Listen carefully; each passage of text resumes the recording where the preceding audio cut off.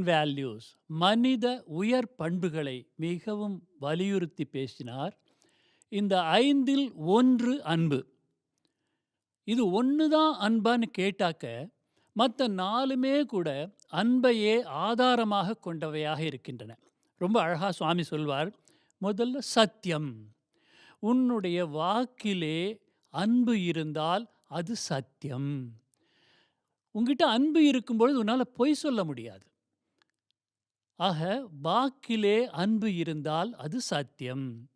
அடுத்தாற்போல் நீ செய்கிறாய், செயல்கள் செய்கிறாய்.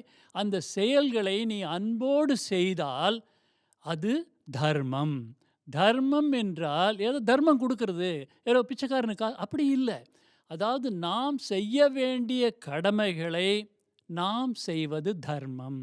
இன்னும் கொஞ்சம் விரிவா பார்த்தா, இப்போ ஒரு மாணவனுக்கு ஒரு தர்மம் இருக்கிறது. ஒரு ஆசிரியர்னா இப்படி இருக்கணும்.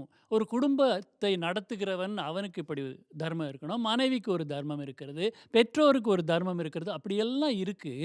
இதெல்லாமே உலகியல் ரீதியான தர்மங்கள். இவற்றை தாண்டி ஒரு தர்மம் இருக்கிறது. அதற்கு பெயர்தான் ஆத்ம தர்மம். ஆத்ம தர்மம் என்று சொன்னால், நான் இந்த உடல் அல்ல, நான் இந்த மனம் அல்ல, நான் இந்த புத்தி அல்ல. நமக்கு வருகின்ற துன்பங்கள் எல்லாவற்றுக்கும் காரணம் என்ன என்றால், நான் இந்த உடல், இந்த மனம், இந்த புத்தி என்று நினைப்பதுதான்.